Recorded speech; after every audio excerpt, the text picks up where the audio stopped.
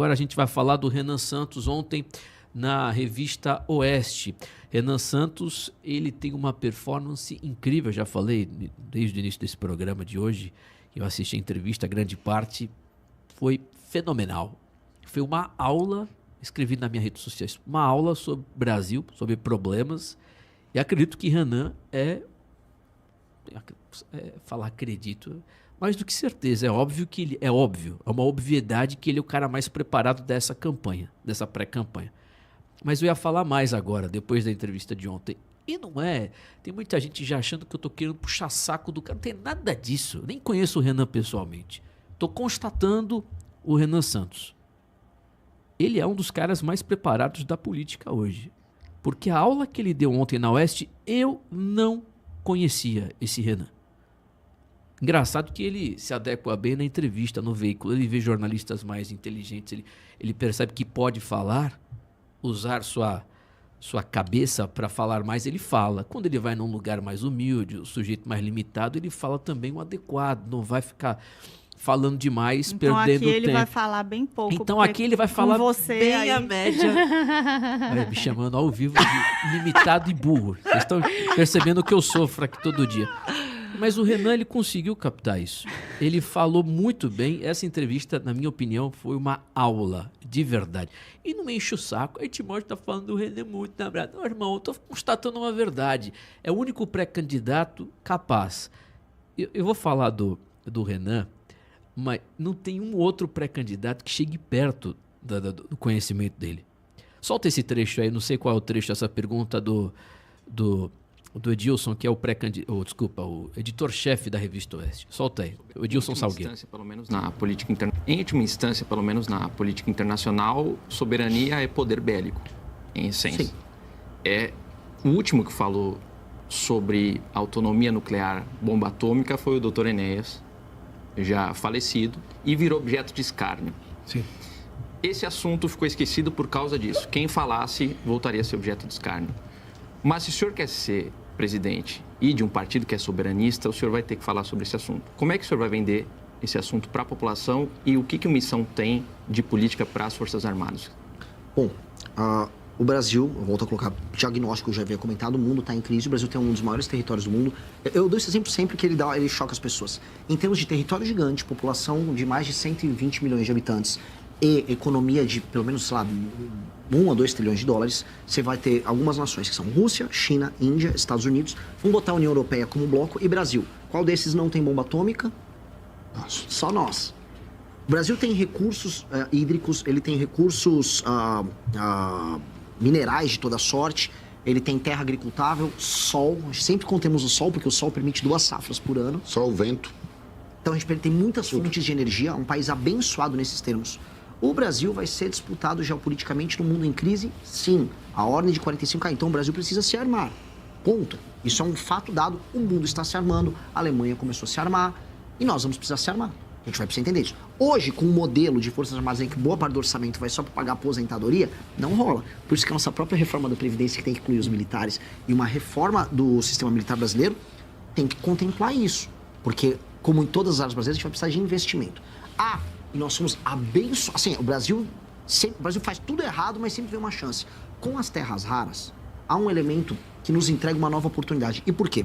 Boa parte das tais terras raras, dos componentes ali da tabela periódica, tem propriedades luminescentes, magnéticas ou catalíticas. Na prática, você pode usar boa parte disso para fazer drone, para fazer armas de altíssima precisão, semicondutores. Então, as terras raras, que são muito raras, e que vão obrigar os Estados Unidos a ter uma relação especial com a gente, elas abrem uma oportunidade para a gente montar uma cadeia bélica em parceria com transferência de tecnologia aqui.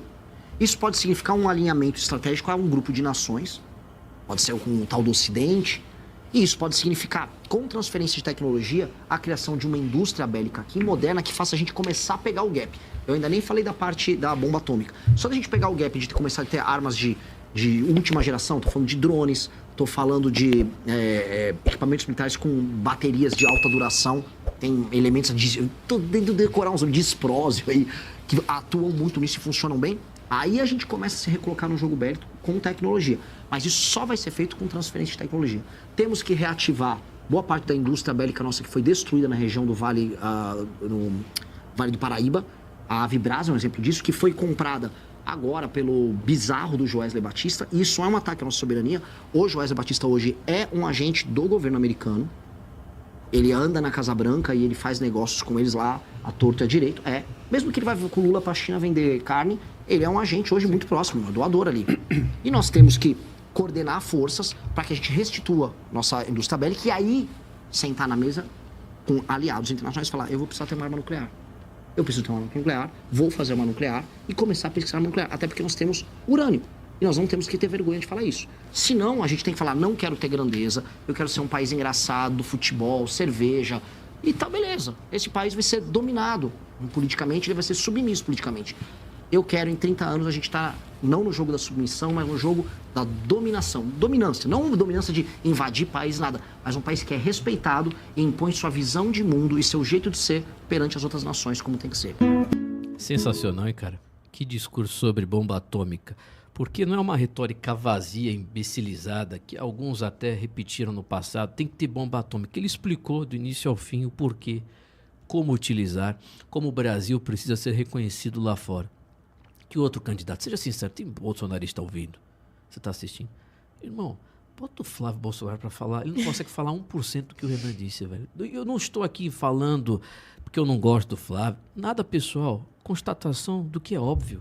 Você já ouviu o Flávio falando nas entrevistas? O cara é um pastel de vento. O sujeito é um playboy alcoólatra, nunca fez nada. Nada. Na iniciativa privada, ele nunca trabalhou, sempre mamou.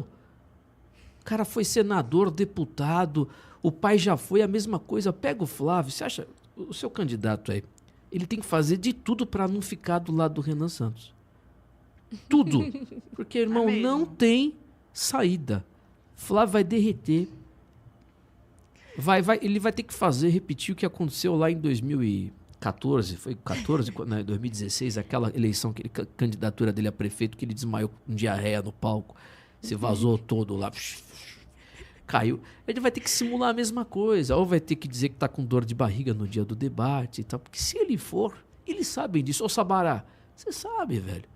Você vai falar que o Renan tá errado? Não, com seu Lula... candidato tem capacidade, seu candidato só tem uma coisa, sobrenome Bolsonaro.